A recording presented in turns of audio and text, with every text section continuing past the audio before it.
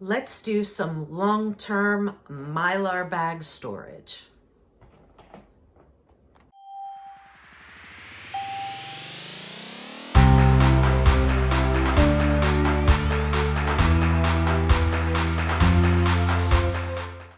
Long-term package these bags of grains that I have here, plus some other miscellaneous stuff in here. But this was the bucket that I was working on, which had all different types of grains. We have farro, buckwheat, and barley in this. And I've been packaging them like in 1 pound bags. That way I can just grab one and I don't have to like open up like a whole big amount. I can keep 1 pound packages that I get into. Okay, so whoops, I have my scale here, which most of this stuff I usually just estimate anyway, but I brought it out for the heck of it. And I have 2 different sizes of Mylar bags here. I have the quart size and I have the gallon size here. So the quart size is what I can put 1 pound of dried goods in, and then these I could do more. I think I could do up to 5 pounds or so into the gallon jars, but I don't use these small ones very often. So when I have something like this that I can use them, I try and use them up, because the gallons are the gallons and the 6-gallon bags are the ones that I use the most of. And I have oxygen absorbers and silica packs, and I have my hot iron here, flat iron, to go ahead and seal these up whenever I'm ready. So I'm going to go ahead and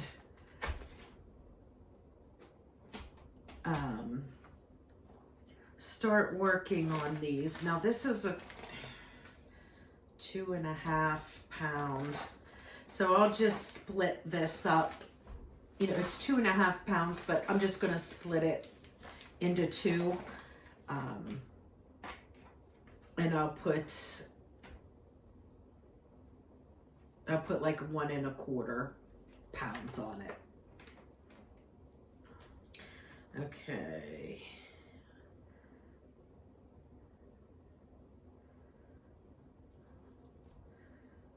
One and a quarter pound, and this is millet, which is a grain. Now I've never cooked with millet before, but I do have several cookbooks on cooking with whole grains and stuff like that, and I know that there were several recipes in there that I saw for millet. Now, most of the grains you can substitute for each other because they are all very, very similar. You know, like the farro, I never had farro before, but a couple weeks ago I made it for dinner, and it's very similar to like barley. It's kind of like a cross between barley and oats, kind of like. So they're all kind of very similar. This is a very, very tiny grain. And I'm looking at it, it kind of reminds me of couscous, but this is more yellow than couscous is, but that's what it looks like.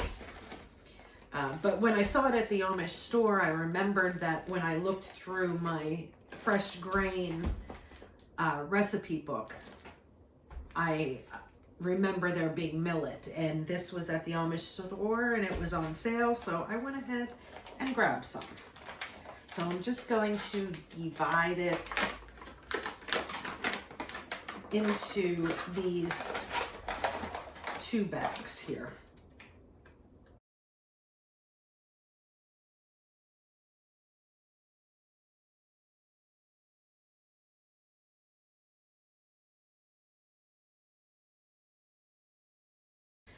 All right, then the next one I have 2 3/4 pounds of pearled barley here.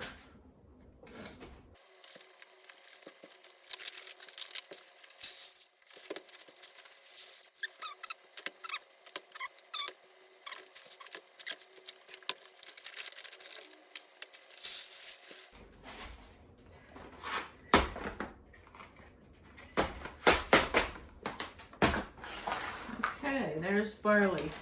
Now the rest that I have here of the grains is I have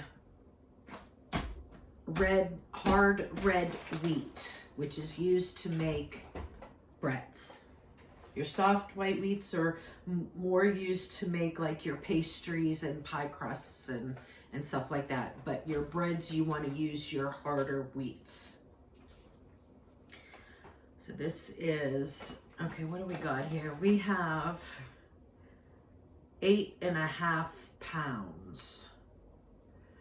So I will probably do like 4 1/4 pounds in each of these bags because this, I will use more of this at a time.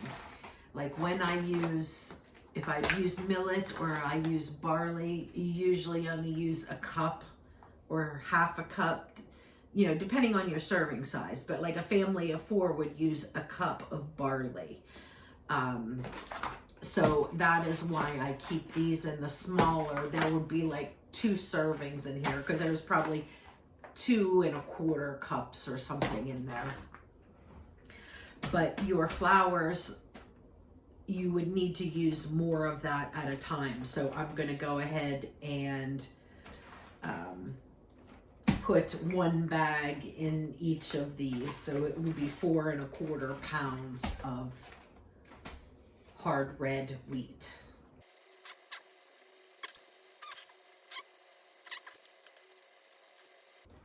And I'm just putting on there, I know that, but other people might not know, that I just have on here that this is strictly like to make breads with.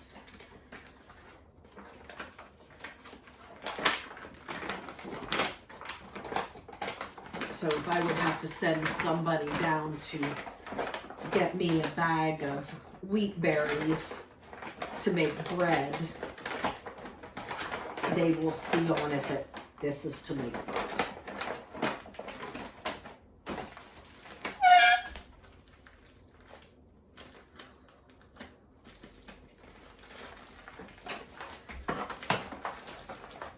And normally in my, when I buy wheat berries, I will buy them in the like 50-pound bags. They are definitely cheaper to do that. But the last time I was at the Amish store, I knew I didn't have any buckets, and they didn't have any buckets at the Amish store. So I just went ahead and just got a couple of these smaller ones because I don't think I'll use hard red wheat as much as I would use hard white wheat. This is a very is a darker wheat that you'll get with that really dark bread. But I wanted to have some on hand just to have some. So I didn't want to buy like 50 full pounds to put in a 5-gallon bucket because I don't think I'll use that as much. I have several buckets of the hard white wheat in order to make the majority of my breads and pizza crusts and things like that because it is a, it is a white berry as opposed to the dark wheat berry.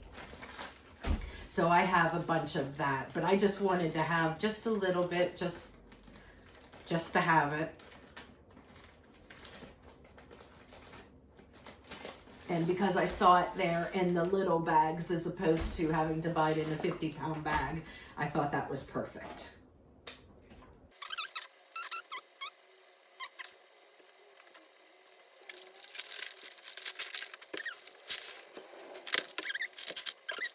Several minced onions here.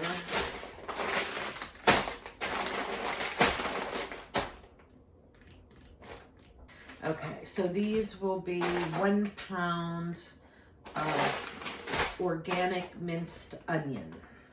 Okay.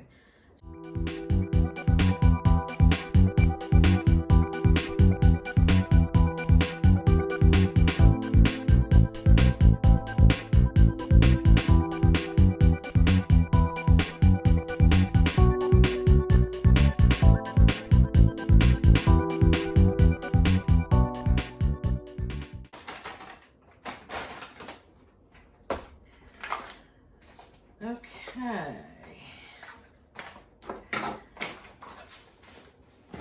Then I have 1 pound bags of lentils here.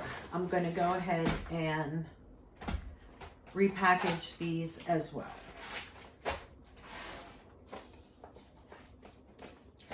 Remember, your beans and your rice, they will last forever if you package them correctly. If you leave them like this, they would last forever in the fact that you could still eat them. They're totally safe to eat, but they will take a very, very long time to cook. That's what like the oxygen does to it. Just makes them harder. So as the years go by, it will take them so much longer to cook.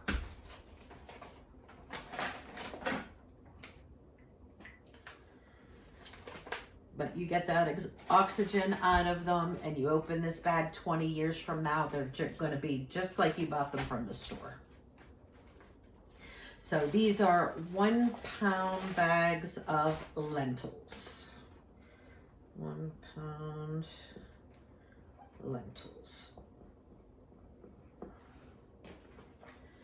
And lentils are a good thing to definitely stock for long term, because of the fact that these are beans, but they are so small. They take so much less time than your actual dried beans do. Now I have 6-gallon buckets of dried beans, but I also do can 2 years worth of beans at a time. So I have the convenience of them sitting on my shelf. And then the backflow is dried beans. So I have, I don't know, maybe a dozen more jars of different kind of beans down here that I need to get through. Once I get through those, then I'm going to be canning a bunch more beans. And so I will be getting those out of my long-term storage to use those, can them up, and then I will get new beans to put into my long-term storage buckets.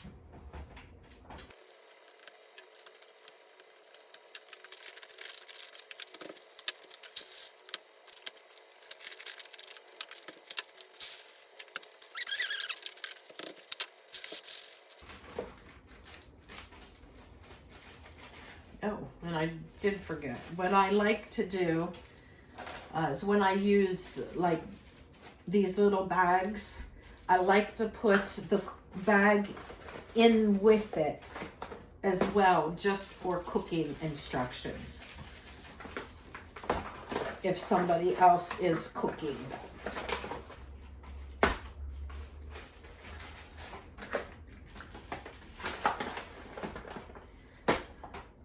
Okay.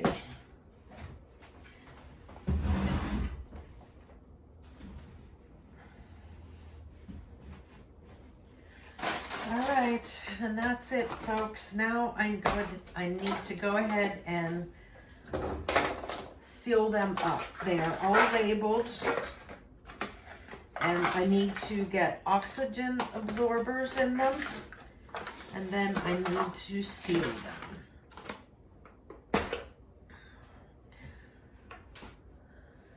Now, with my oxygen absorbers, instead of having to buy all the different kinds of CCs that they have, I just keep in stock for me 2 different sizes. I keep a 500 CC, which is perfect for the gallon bag, and I use a 2000 CC, which is good for 5-gallon buckets. So anytime that,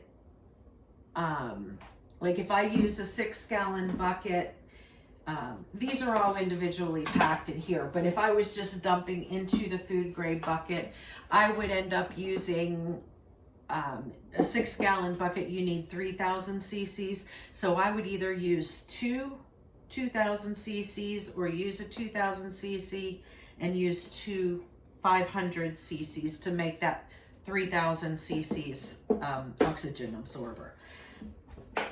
You're always better to have a little bit more than less. So that's why I went with a 500, because quarts you only need 200 cc's. But like I said, I don't want to keep all the different sizes. So I went ahead, I got 500 and I got 2,000. So I will use 500 in here, and then I will use a 500 in here as well. So all of these are going to get 500 cc's. If I was doing a 5-gallon bucket, then I would get my bigger bags of the 2,000 cc's out. Now when you're doing all this, you want to do it fairly quickly, and you want to go ahead and do them all at once, because once air gets to these, it starts sucking in air. So you don't want to leave this lid off that jar for very long.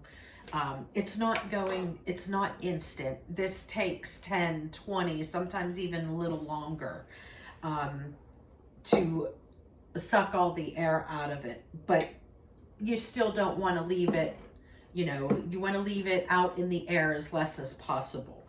Now I had just used this earlier today and it's already sealed. See, that's what it does. It sucks all the oxygen out and then goes ahead and seals your lid. So I am going to add one of these into every bag.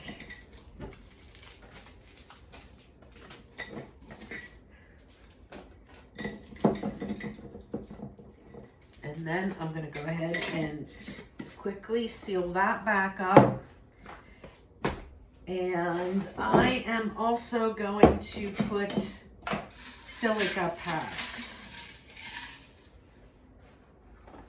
in with my onions. I'm not worrying about it with the wheat berries and the barley and the millet. I am just putting it in with the onions, because if moisture does get in with the onions, it'll make it a solid ball of onions. Definitely don't want that. But you don't have to worry about like the wheat berries.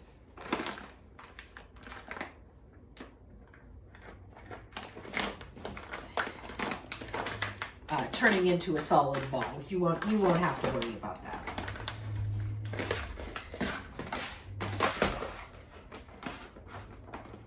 And with mine, I have the Ziploc. It's just a double security thing. I decided I like them better than these that don't have the Ziploc, just because I can seal it almost all the way, squeeze out as much air as I can before zipping it.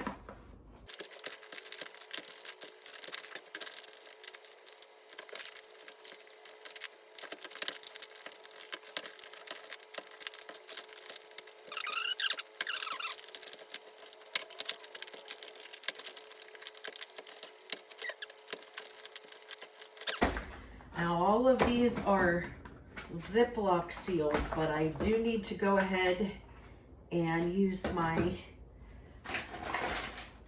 flat iron to permanently seal them.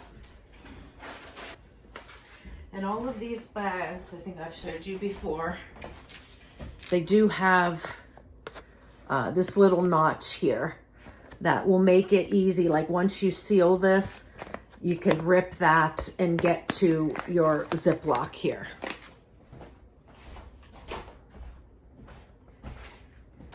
So it makes them easy open. If you don't have scissors, you don't need to worry about it. You can just rip them.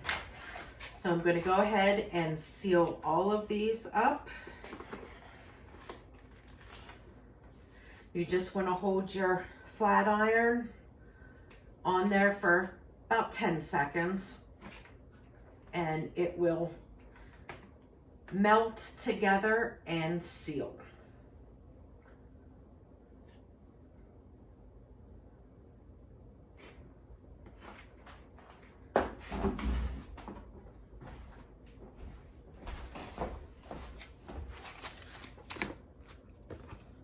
Okay, and you see that? You see how it's all like crinkled and sealed? That is what you want. Like, you can no longer open it from the top. It's sealed this whole section here above the Ziploc.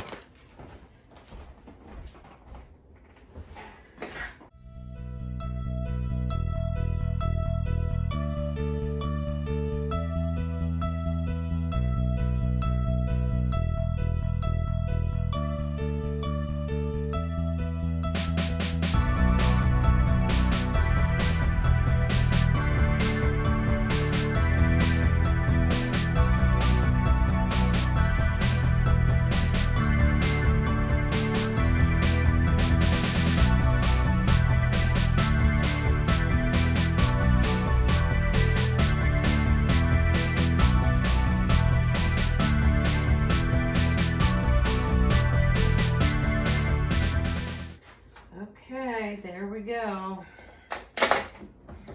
There are all of my bags. Now, if you notice, like, these are still loose in there. The oxygen absorbers are going to need to work. So, like, tomorrow when I come back to these, there shouldn't be any shaking. It should be pretty, like, all that oxygen should be sucked in, and this should be pretty hard. Does not mean it has to be hard as a brick. Usually that happens when you have over the cc amount. Like in these smaller ones, these might come to like hard as a brick, because the oxygen absorber that is in there is more than what is needed for that. But these might not be hard as a brick, but as long as what you feel in there is solid and you can't shake it like that, then you know it's okay. If there is still a lot of air in there and they're shaking around, then you might not have a good seal on your Mylar. So there's where you can use your judgment what you want to do. You could open it up and reseal it, or you could just leave it go and, you know, hope for the best. If I have one that's a little loose, I usually just leave it go unless I see that there's an obvious sealing issue. Like maybe if there was a puncture hole in the Mylar bag, or if there was a crease or something that happened whenever you were doing this. If there's a crease there, that will allow oxygen to get through. But if it's sealed really good, usually I'll just leave it go. And that's it, folks. That is our long-term storage for this month, using Mylar bags, oxygen absorbers, used a couple silica packs, but that's not necessary. I just do it as a precautionary thing. These are not very expensive. I get them in packs of 1,000 and they're under $10, so they're not expensive at all. So I am going to go ahead and put these Mylar bags into this bucket. Fit as much as I can in there, and then this will go down into long-term storage. On here I have farro, buckwheat, and barley. So that is all that I want to put in this bucket.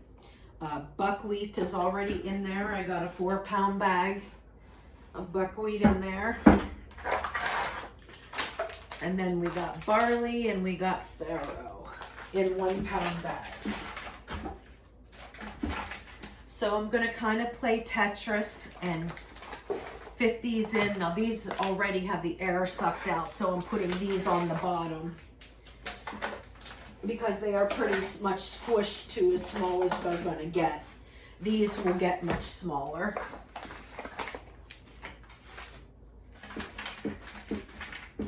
Okay, so what I'm gonna do, just gonna go in here,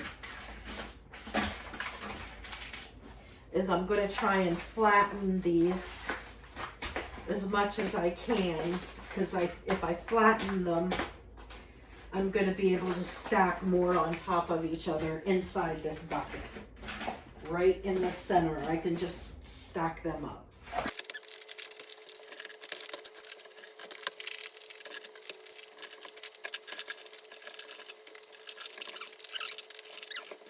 There we go, folks. It is packed up to the top. I might be able to fit one more bag in there, so if I get another bag, I know that I could go ahead and add it to it without a problem. But for the most part, this bucket is now done. So I'm gonna put my Gamma lid on it. And I wanna put a Gamma lid on this. I buy both. I buy the whole solid ones, I buy the Gamma lids, and then I buy these pop-off lids. These are, I think, $1 at Walmart, so these are super cheap. But you don't want to use these for buckets that are for long term, because this lets air in.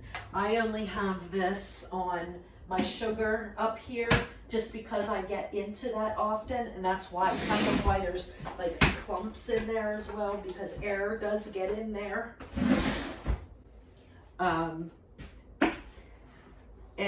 if I had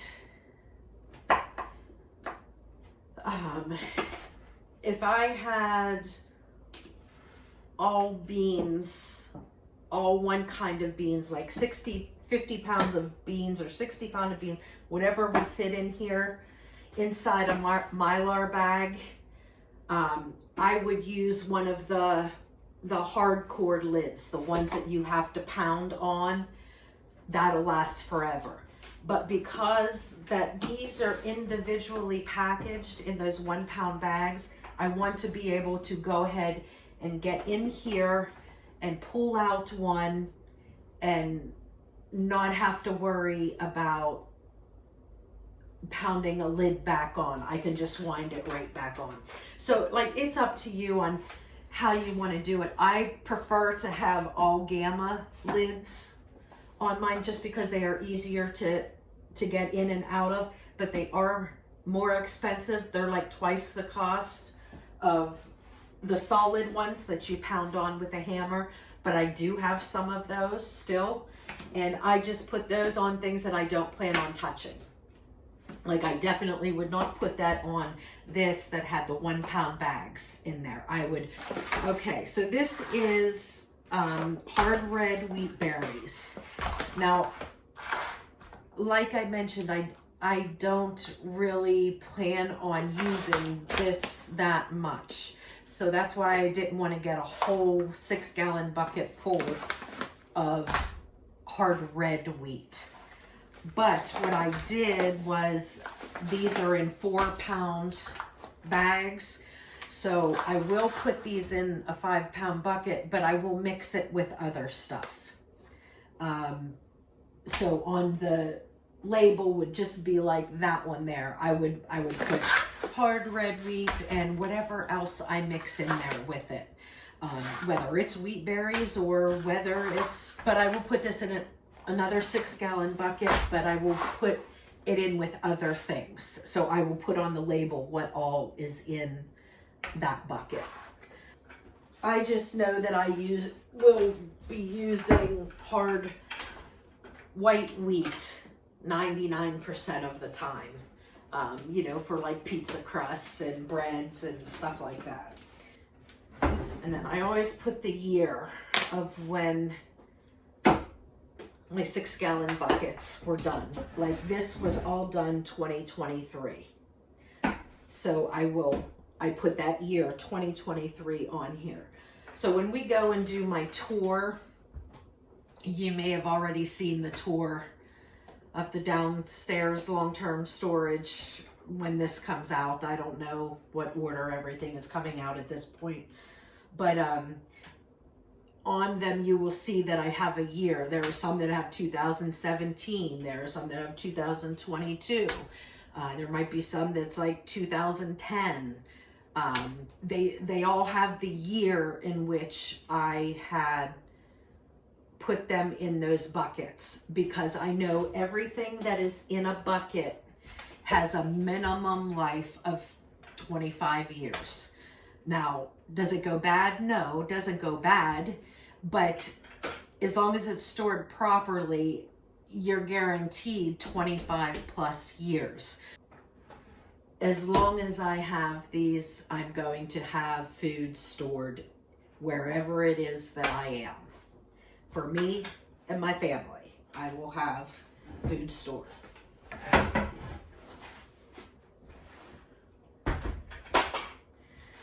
Okay, and that's it, friends. I will decide what I'm going to do with these. I'll have to either get more buckets, or I will put these in a tote. I'll do one or the other. I need to go down there and see what all I have, but I don't believe I have any 5-gallon buckets. So I might just have to hold off on this and keep it in a tote for right now. But okay, and that is it, friends. That is our long-term storage for this month. And I hope you enjoyed this. If you did, give me a big thumbs up and hit that subscribe button. And I will see you on the next video. Bye, friends.